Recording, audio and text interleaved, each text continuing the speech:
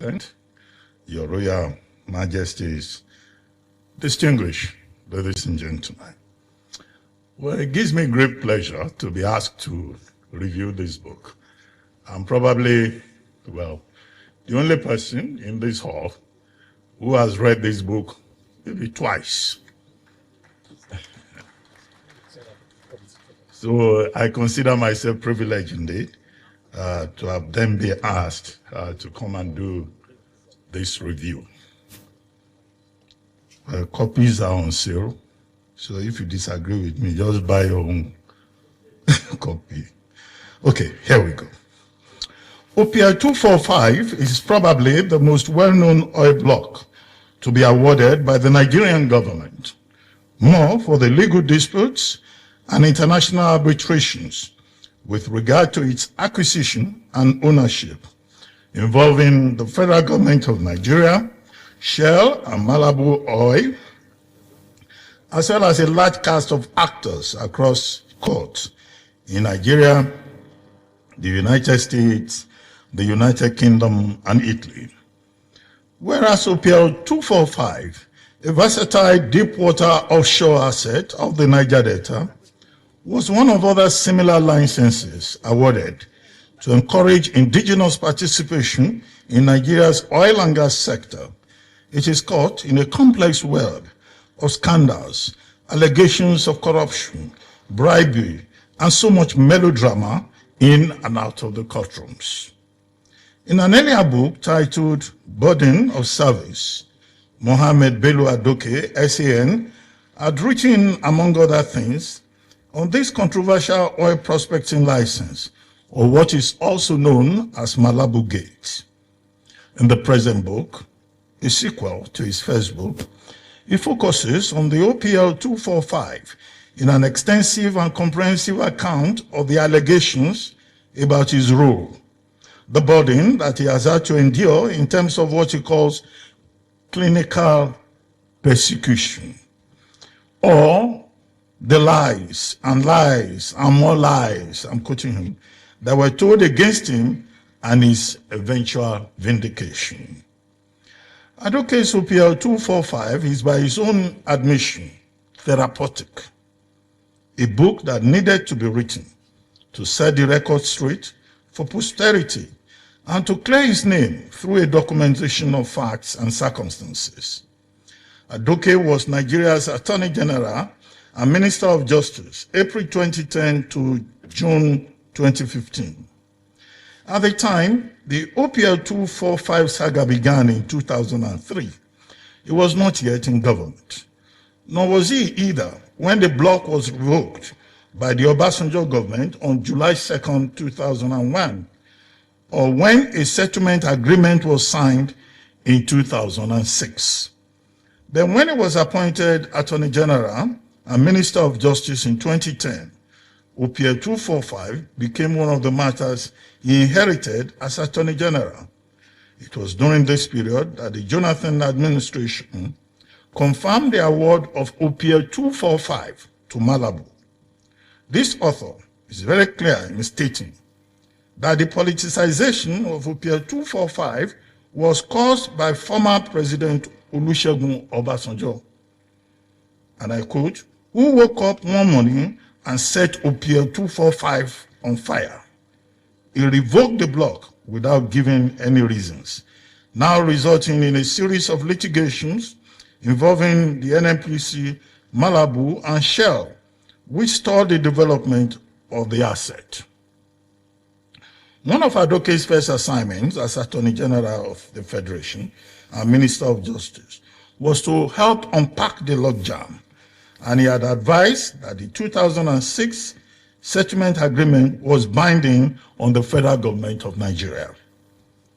In the resolution agreement that was arrived at in April 2011, Shell and Nigeria Ajip Exploration Limited will pay $1.3 billion into an escrow account with JP Morgan in London, while Malabu will receive $1.09 billion as compensation as full and final settlement. As the chief law officer of the Federation, Adoke was convinced that he had given the government proper advice in the circumstances. This book is about the twists and turns that he will have to deal with later. The exact nature of the burden of service that he has spoken about is laid bare in this book. On May 29, 2015, after the Jonathan administration had left office and the Muhammadu Buhari administration had been sworn in, Adoke said he received messages from those in the know that he was going to be hounded by the new government. He was in fact advised to leave town. He heeded the advice, but more specifically to proceed for further studies at the University of Leiden in the Netherlands. His travails soon began. He was accused of taking a bribe of 300 million naira, $2.2 million at the time, from the OPL 245 agreement, or another 801 million, then cases of money laundering and abuse of office. Adoke insists on his innocence. Nonetheless, he remained in exile from May 29, 2015 to December 19, 2019. In between, the Economic and Financial Crimes Commission filed cases against him in court. His name was mentioned in legal disputes in Italy, the US, and the UK. His apartment was raided in the Netherlands. His houses were searched in Nigeria. A warrant of arrest was issued against him internationally, leading to his arrest and detention for 35 days by Interpol in Dubai, UAE. And upon his return to Nigeria, he spent another 55 days in EFCC detention. He was even interrogated over the PNID matter, and it was not until April 2024 that he was fully cleared of all allegations of wrongdoing in Nigerian courts, resulting in his vindication. Thus, he has had to suffer for about 8 years with threats to his life and well-being. As he puts it, now I quote him, he says, when President Muhammadu Buhari came to power in 2015, he chose to come after me. Agreed that he misruled Nigeria for 8 years, but he at least got distinction in one thing, destroying my name. He turned me to the poster boy of a scandal that never was. I was arrested and detained in the UAE for 35 days.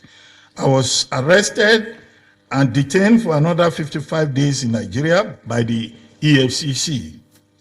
Anywhere my name is mentioned today, it is Malabo and OPL 245 that usually come to mind, thanks to Buhari, who harbored a collection of bitter feelings against me for reasons best known to him. End of quote. In this book, Adoke fights back, relying on his vindication at every turn by the courts. The book is divided into 5 parts and 26 chapters. It's a cold-blooded, no-holds-barred response to everyone whom he considers as having played an unkind role in the course of his travails.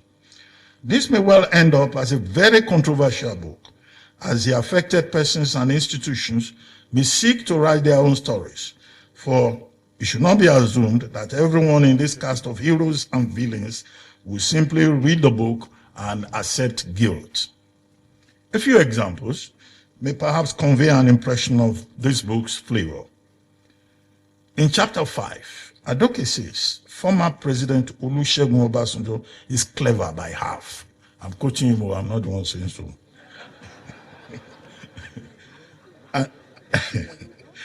And that he owes Nigerians an apology for blatantly lying. Another quote.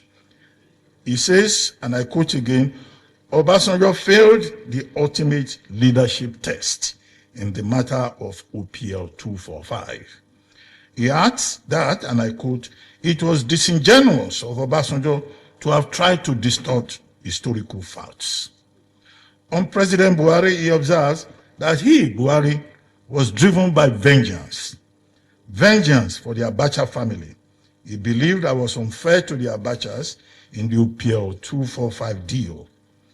Having established what he calls intrigue and vendetta in the first part of the book, Part 2, titled A Den of the Famous, is a systematic scoring of those he considers his traducers, namely President Muhammadu Buhari, a friend and defender of the Abacha family, Professor John Padden, author, he says, of the shabby biography of Muhammadu Buhari, Mohammed Sani or Mohammed Abacha, who claims he owns 50% of Malabu, which he did not pay for, and yet wanted a cut from the Malabu windfall. Others, who seem to have been part of the grand conspiracy against Adoke, include Professor Yemi Osinbajo and his lawyer friend Olabode Johnson, whose firm, and I quote, whose firm and partners were targeting a commission of between 5 and 35%. Mr. Abubakar Malami, Adoke's successor as AGF, UK-based Global Witness, an Italian prosecutor called Fabio Do Pasquale, Header Resource Center, a Nigerian NGO working with Global Witness, Mr. Rislanuddin Mohammed, who lied, Sahara Reporter, which Adoke calls an anything goes website, and Premium Times newspaper, all involved in character assassination and the mustanging agenda. Chapter 8, titled The Ruthless Enforcer, is a detailed review of the role of the EFCC under Mr. Ibrahim Magu in the author's travails, what he calls EFCC prosecutor, Mr. Balasanga, is even dismissed as one low-life, miserable person. Adoke does not pull his punches. Large portions of this book must have been written in a fit of anger. Professor Yemi Osinbajo is labeled the conflicted Mr. Clean, that's another quote, who likes to be seen as the epitome of transparency, honesty, and accountability. Abubakar Malami is called a betrayer and a viper. The whole of chapter 10 is devoted to the antics of Malami. Olanrewaju Suraju, Header Resource Center, and Global Witness got their own thrashing in chapter 12, titled The Headless Mob. Fabio Do Pasquale is the Italian jobber whose eventual demotion by Italy's Superior Council of the Judiciary Adoke celebrates, just as he also gloat over Mr. Godwin Emefiele's travails later in the book. Death finally caught up with the hunter, Adoke writes sarcastically. Part 3 is titled Harassed and Embarrassed, 5 chapters in which the reader is taken through the author's detention in Dubai for 35 days from 12th November 2019 till 19 December 2019, when he decided of his own volition to return to Nigeria only to be detained for another 55 days in EFCC custody. Part 4, Trials and Triumphs, is a detailed report of the various cases related to OPL 245 in the United States, Italy, the UK, and the pronouncements by the courts in Nigeria. Lawyers, students of case law, prosecutors, and the general reader will find a lot that is instructive in this part of the book. The reporting is robust, the documentation is extensive and illuminating about how the path to justice may be taught to us. Justice for the accused, justice for the jury, and justice for society. It is difficult to see, however, how justice has been done to society in the case of OPL 245. Beyond the arrested development of the asset, it is curious, as this author asserts, that OPL 245 litigation was a very lucrative oil block, as lucrative as OPL 245 itself for lawyers and their allies in the Buhari administration. That is a monumental waste of resources. The book is brought to a close with reflections and recollections.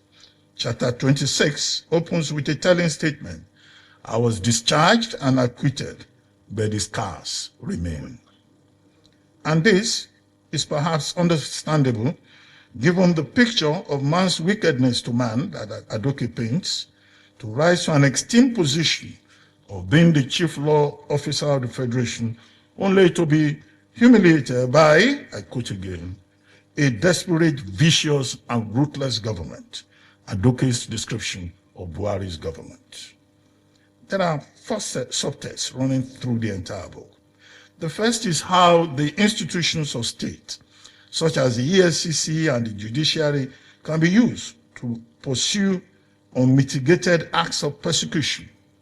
The second is the fickleness of the human mind and this deep-seated hatred that some gnaws in their minds. The third subtext is the use and abuse of the media. And the fourth is how the treatment that people like Adoke, who serve in government, receive, discourages many other public-minded, public-spirited persons from serving their country. Over 12 years of litigation upon litigation over OPL 245 further raises questions about the quality of leadership in Nigeria. And so Adoke asks, who truly shall change Nigeria between Adoke and Buhari? Readers of this book may well find answers within its pages. The book is dedicated to all who stood by me when I was going through the darkest era of my life. My vindication is a victory for those who gave me a benefit of the doubt. This will include Ibrahim Lamode, chairman of the EFCC, who was relieved of his position a day after he insisted that Adoke was innocent. President Jonathan, whom Adoke describes as a super respecter of the law. Late Malam Abba Kyari,